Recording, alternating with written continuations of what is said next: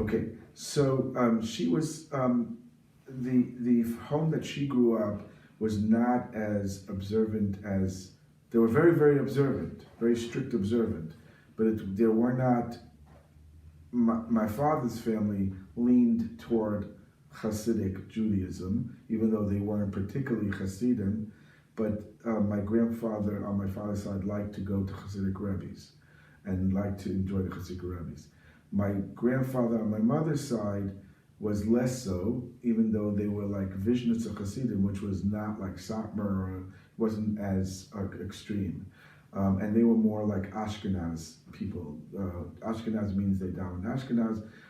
He wouldn't have, my grandfather wouldn't have minded if his kids shaved, Eliezer Frankel, for Shabbos, which they did. Isidore was a modern back then. He had married before World War II, and how they survived is a whole different story. Because that part of Romania they never deported, except the boys went to the workers' camp, but the girls were never deported to ghettos and to Auschwitz and the concentration camps on the bottom part of Romania, because by the time they started going there, my mother said that the Queen of Romania told Hitler you could only have half my Jews, which could be a legend. It's likely a legend. What happened is that the Russians started coming in to Romania, and Romania was very fickle. When the Germans were winning the war, they were allied with Germany. But as soon as Russia started turning the tide, they allied with Russia, and they left being allies with Germany. So they capitulated to Russia. So that's why all the Jewish kids ran away to Bucharest. My father and my mother ended up in Bucharest, and I'll tell you that story. But my mother's father died in 1939, and I think I have the picture of their cemeteries. That's what I was looking for. Both my grandmother and my grandfather have a picture of their headstones in Temeshvar Cemetery, Timisoara Cemetery, Jewish cemetery there. And he died about 1939, 1940. They used to deliver the soda by horse and wagon, and a horse kicked him, and he had an infection from the injury, and unfortunately they didn't have a lot of penicillin in those days, and particularly they didn't give it to the Jews. There was some anti-Semitism. They didn't give it to the Jews. They didn't prefer the Jews, but anyway, they didn't really have penicillin to stem the infection, and he died, and then. My grandmother Esther died a year later from, I guess my mother says, from pain of losing her husband. That's what my mother used to say. So he died from getting kicked by a horse. Died by kicked horse because he didn't have penicillin. Infection. He was about What year was that? 60. He was like 1939, 1940. In the northern part of Transylvania, where my father lived, right away there was a big concentration of Hungarians, and the Romanians weren't friendly to them at all, and just allowed the Hungarians and the Germans to do what they want. But in the southern part, which was more old Romania, also there's real dispute of what it was between Hungary and Romania. And they were wealthier, and they were more upper class in Temeshvar than in the north of Transylvania, which were mostly farmers. They used to call that area where my father used to live, where Sigit, what's his name, who wrote the book, Elie Wiesel lived, and where my father lived nearby in that area. It was sort of like a derogatory name they called it, not derogatory, but it was like a lower class people, like the hillbillies of Tennessee. That's how they treated,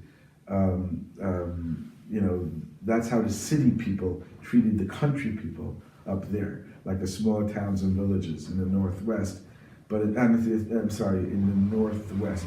In the southwest, where Temeshvar is, they were sort of more upper class, so they fared a little bit better from the Holocaust, and they weren't really taken away. My mother was a very educated for that time. She went to gymnasium, which is sort of like a high school, not a university. But in those days, the Jewish kids, especially a woman, would not go to high school.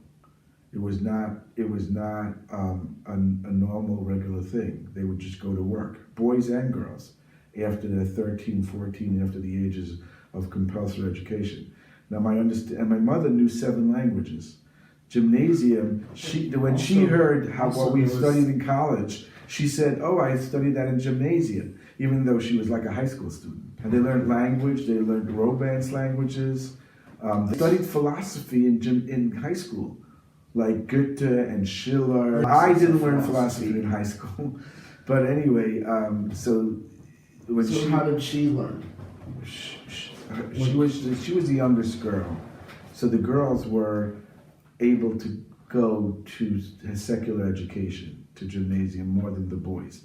They were observant, again, I told you, but they weren't as extreme religious as. Did it make her more open-minded? Yes, and she was like a Zionist. Zionism in the late 1930s, was a new phenomenon, and only like the modern young people had this idealism to one day move to Israel and build the country in these Eastern European countries. And they, because the rabbis were telling people don't go, the Orthodox rabbis, the very Orthodox rabbis were telling people don't go to Israel, stay here. Zionism is not a good thing because they don't listen to the rabbis. They do their own thing. And people that are going to Israel and becoming Zionists and going to kibbutzim, they're becoming non-observant. Was she aware that even though she was religious, the Zionists were not? She knew, but there was such a thing as religious Zionism.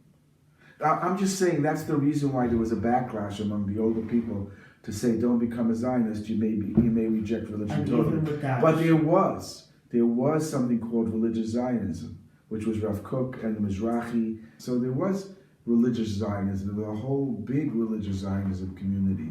But that's why the rabbis kept on saying it's a backlash, against Zionism. But in Temeshvar was more of a modern city than Krasna was. Krasna was more allied to the Satmar community and the Sighet community, where Eli Wiesel came from, which was much more Hasidic and much more radical in their views about Zionism than in Temeshvar.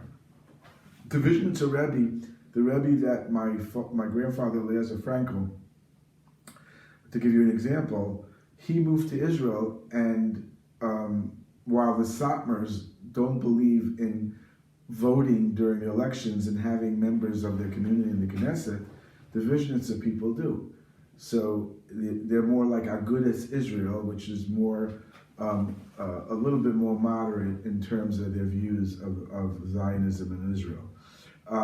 And so anyway, he had a trim beard.